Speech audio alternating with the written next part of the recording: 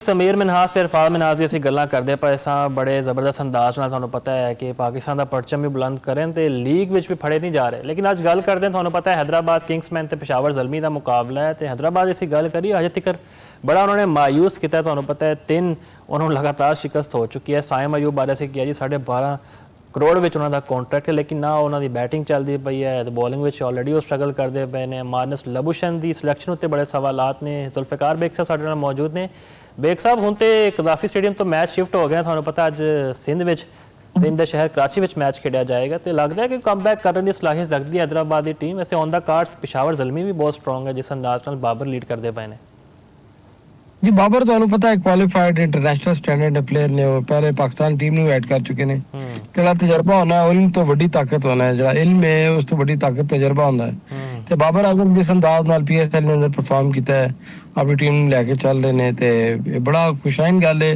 ਪਰ ਜਿੱਦਾਂ ਤੁਸੀਂ ਕਲਾਈਮੇਟ ਦਾ ਜ਼ਿਕਰ ਕਰ ਰਹੇ ਹੋ, ਡੈਫੀਨਿਟਲੀ ਕਰਾਚੀ ਦਾ ਮੌਸਮ ਹੈ ਉਹ ਥੋੜਾ ਇਸਲਾਮਾਬਾਦ ਪਿੰਡੀ ਜਾਂ ਲਾਹੌਰ ਤੋਂ ਥੋੜਾ ਜਿਹਾ ਮੁਖਤਲਿਫ ਹੈ। ਕਲਾਈਮੇਟ ਥੋੜਾ ਗਰਮ ਹੈ ਉੱਥੇ, ਲੇਕਿਨ ਜਿਹੜੀ ਹੋਮ ਟੀਮ ਨੂੰ ਐਡਵਾਂਟੇਜ ਹੁੰਦਾ ਹੈ ਡੈਫੀਨਿਟਲੀ। ਜਿਸ ਅੰਦਾਜ਼ ਨਾਲ ਪਿਸ਼ਾਵਰ ਜ਼ਲਮੀ ਆਪਣੀ ਮੈਚਸ ਤੇ ਗ੍ਰਿਪ ਕੀਤੀ ਹੈ, ਬੜੇ ਖੁਸ਼ਾਇਨ ਗੱਲ ਹੈ ਔਰ ਇੰਟਰਸਟਿੰਗ ਮੈਚ ਹੋਏਗਾ, ਕੋਈ ਇਤਨਾ ਆਸਾਨ ਨਹੀਂ ਹੋਏਗਾ ਜੀ। ਇੰਟਰਸਟਿੰਗ ਮੈਚ ਕਿੱਦਾਂ ਹੋਏਗਾ ਸਰ? 3 ਤੇ ਸ਼ਿਕਸਤਾਂ ਹੋ ਚੁੱਕੀਆਂ ਨੇ ਹੈਦਰਾਬਾਦ ਨੂੰ ਤੇ ਸਾਇਮ ਅਯੂਬ ਬਾਰੇ ਜਿਵੇਂ ਮੈਂ ਕਿਹਾ ਨਾ ਬੈਟਿੰਗ ਚੱਲਦੀ ਪਈ ਹੈ, ਬੋਲਿੰਗ ਵਿੱਚ ਵੀ ਸਟਰਗਲ ਕਰਦੇ ਪਏ ਨੇ ਤੇ 8 ਬੈਟਰਸ ਪਿਛਲੀ ਵਾਰੀ ਇਹਨਾਂ ਨੇ ਖਿਡਾ ਲਏ ਨੇ। ਇੱਕ ਇਹਨਾਂ ਕੋਲ ਫਾਸਟ ਬੋਲਰ ਹੈ ਮੁਹੰਮਦ ਅਲੀ ਜਿਹਨੂੰ ਕਹਿੰਦੇ ਜੀ ਭੱਜਦਾ ਹੋਇਆ ਸਪਿਨਰ ਹੈ, ਤੇ ਇੱਕ ਇਹਨਾਂ ਕੋਲ ਇੱਕ ਪ੍ਰੋਫੈਸ਼ਨਲ ਸਪਿਨਰ ਹੈ ਮਹੇਸ਼ ਠੀਕਸ਼ਾਨਾ ਸ੍ਰੀਲੰਕਾ ਦਾ, ਉਹ ਵੀ ਜਿਹੜਾ ਹੈ ਆਫ ਦਾ ਕਲਰ ਹੈ। ਕੀ ਕਹੋਗੇ? ਦੇਖੋ ਜੀ ਅਸੀਂ ਤੇ ਜ਼ਲਮੀ ਦੇ ਬਾਰੇ ਚ ਅਗਰ ਗੱਲ ਕਰੀਏ ਤੇ ਉਹਨਾਂ ਵਾਸਤੇ ਇੰਟਰਸਟਿੰਗ ਮੈਚ ਹੋਏਗਾ। ਤੇ ਜਿੱਦਾਂ ਦੂਸਰੀ ਟੀਮ ਦਾ ਤੁਸੀਂ ਜ਼ਿਕਰ ਕਰ ਰਹੇ ਹੋ ਸਾਇਮ ਅਯੂਬ ਦੀ ਟੀਮ ਦਾ, ਤੇ ਉਹ ਕੱਲਾ ਖਿਲਾੜੀ ਤੇ ਨਹੀਂ ਜਿਤਾ ਸਕਣਾ ਕਿਉਂਕਿ Ali is a young man. ਤੇ ਅਸੀਂ ਬਾਅਦ ਔਕਾਤ ਨਾ ਅਸੀਂ ਹਾਈ ਐਕਸਪੈਕਟੇਸ਼ਨ ਰੱਖ ਲੈਂਦੇ ਹਾਂ ਬੰਦੇ ਤੋਂ ਕਿ ਇਹ ਬੰਦਾ ਜਿੱਤ ਕਿਰਦਾਰ ਅਦਾ ਕਰੇਗਾ, ਅਦਰਵਾਈਜ਼ ਉਹ ਹੁੰਦਾ ਉਸ ਸਟੈਂਡਰਡ ਦਾ ਨਹੀਂ ਹੈ। ਉਹਨਾਂ ਦਾ ਕੈਪਟਨ ਵੀ ਨਹੀਂ ਚੱਲਦਾ ਲਬੂਸ਼ਨ ਦੀ ਅਸੀਂ ਗੱਲ ਕਰੀਏ,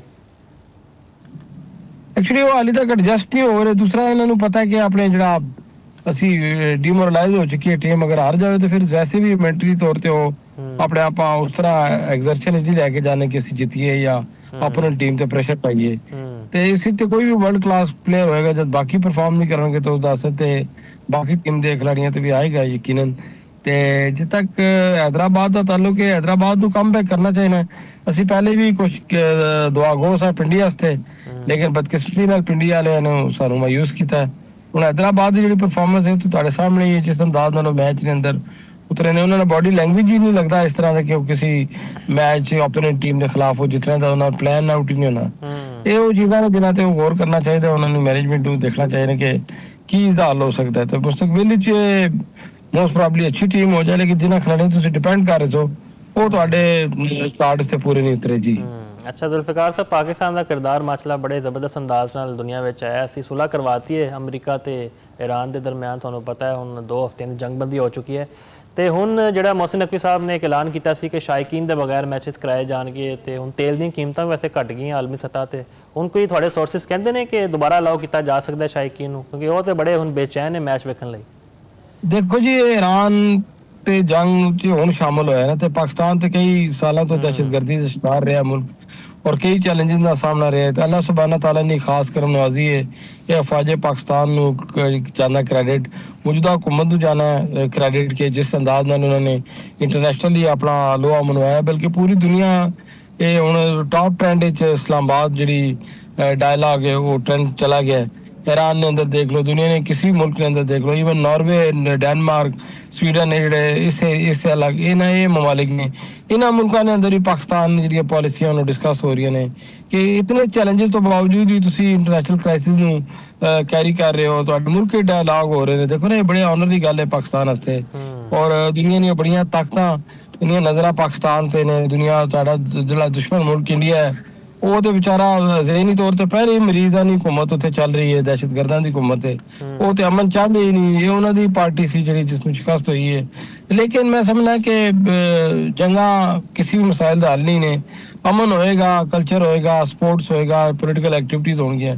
ਮਿਲੀਅਨ ਦੀ ਤਾਦਾਦ ਦੇ ਲੋਕ ਨੇ, ਅਗਰ ਉਹ ਡਿਸਟਰਬ ਹੁੰਦੇ ਨੇ ਤੇ ਉਸ ਨਾਲ ਖਿੱਤੇ ਨੇ ਅੰਦਰ ਨਾ ਸਿਰਫ ਚੀਜ਼ਾਂ ਬਾਕੀ ਖਰਾਬ ਹੋਣਗੀਆਂ, ਖੇਲਾਂ ਦੇ ਮੈਦਾਨ ਤੇ ਵੈਸੇ ਹੀ ਦਹਿਸ਼ਤਗਰਦੀ ਦਾ ਸ਼ਿਕਾਰ ਹੋ ਜਾਂਦੇ ਨੇ। ਅਮਨ ਦੇ ਪੈਗਾਮ ਹੁੰਦੇ ਨੇ, ਸਪੋਰਟਸ ਹੋ ਗਿਆ, ਕਲਚਰ ਹੋ ਗਿਆ, ਇਸ ਤਰ੍ਹਾਂ ਦੀਆਂ ਚੀਜ਼ਾਂ, ਟੂਰਿਜ਼ਮ ਹੋ ਗਿਆ।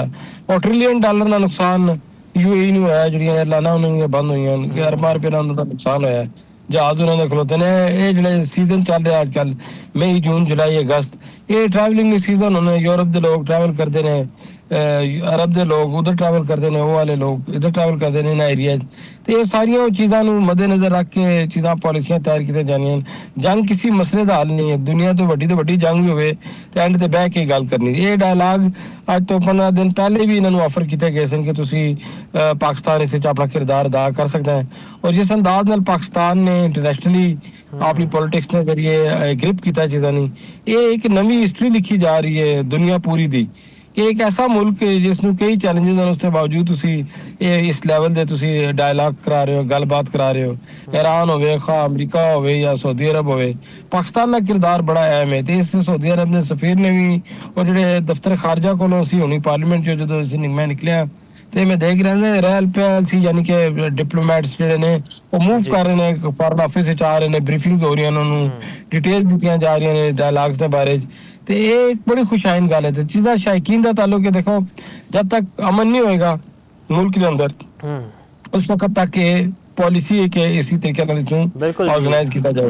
ਲੇਕਿਨ ਤੁਹਾਡੀ ਇਹ ਬਹੁਤ ਵੱਡੀ ਕਾਮਯਾਬੀ ਹੈ ਸਫਾਰਤੀ ਸਤਹ ਤੇ ਵੀ ਔਰ ਪਾਕਿਸਤਾਨ ਦੇ ਅੰਦਰ ਵੀ। ਦੇਖੋ, ਸ਼ਾਇਕੀਨ ਨਹੀਂ ਨੇ ਕ੍ਰਿਕਟ ਤੇ ਇੰਟਰਨੈਸ਼ਨਲ ਮੈਰਿਟ ਰਿਕਾਰਡ ਔਰ ਸਕੋਰ ਬੋਰਡ ਦੇ ਤਹਿਤ ਖੇਡੀ ਜਾ ਰਹੀ ਹੈ ਤੇ ਦੇਖੀ ਵੀ ਜਾ ਰਹੀ ਹੈ ਦੁਨੀਆ ਦੇ ਅੰਦਰ। ਇਹ ਤੁਸੀਂ ਦੇਖੋ, ਇਹ ਵੀ ਇੱਕ ਬਹੁਤ ਬੜੀ ਸਕਸੈਸ ਹੈ ਪਾਕਿਸਤਾਨ ਦੀ ਕਿ ਪਾਕਿਸਤਾਨ ਨੇ ਮਾਜ਼ੀ ਦੇਖੋ ਨਾ, ਇਹ ਚੁੱਕ ਕੇ ਲੈ ਜਾਂਦੇ ਸਨ ਦੁਬਈ, ਇਸ ਨੂੰ ਕਦੇ ਕਿਸੇ ਹੋਰ ਮੁਲਕ 'ਚ ਲੈ ਜਾਂਦੇ ਸਨ। ਉਹ ਕ੍ਰਿਕਟ ਦਾ ਵੀ ਨੁਕਸਾਨ ਹੁੰਦਾ ਸੀ, ਸਾਡੇ ਡੋਮੈਸਟਿਕ ਲੋਕਾਂ ਦਾ ਵੀ ਨੁਕਸਾਨ ਹੁੰਦਾ ਸੀ। ਨਾਲੇ ਕ੍ਰਿਕਟ ਇੱਕ ਖੇਲ ਨਹੀਂ ਹੈ, ਇਸ ਨਾਲ ਬਹੁਤ ਸਾਰੀਆਂ ਚੀਜ਼ਾਂ ਲਿੰਕ ਅਪ ਕਰਦੀਆਂ ਨੇ। ਤੁਹਾਡੀ ਟੂਰਿਜ਼ਮ ਹੈ, ਤੁਹਾਡੀ ਟਰਾਂਸਪੋਰਟ ਹੈ, ਤੁਹਾਡੀ ਹਸਪਿਟੈਲਿਟੀ ਹੈ, ਤੁਹਾਡੇ ਹੋਟਲ ਇੰਡਸਟਰੀ ਹੈ, ਇਹ ਸਾਰੀਆਂ ਚੀਜ਼ਾਂ ਸਾਰੇ ਕ੍ਰਿਕਟ ਨਾਲ ਇੰਗੇਜ ਹੋ ਗਏ ਹਨ। ਪੂਰੀ ਦੁਨੀਆ ਦੇ ਅੰਦਰ ਜਿਹੜੀ ਰੈਵਨਿਊ ਜਨਰੇਸ਼ਨ ਚੀਜ਼ਾਂ ਹੁੰਦੀਆਂ ਨੇ, ਦੋ ਹੀ ਚੀਜ਼ਾਂ ਨੇ ਉਹਨਾਂ ਦੇ ਜ਼ਰੀਏ ਤੁਸੀਂ ਰੈਵਨਿਊ ਜਨਰੇਟ ਕਰ ਸਕਦੇ ਹੋ, ਇੱਕ ਮਿਊਜ਼ਿਕ ਹੈ, ਇੱਕ ਸਪੋਰਟਸ ਹੈ।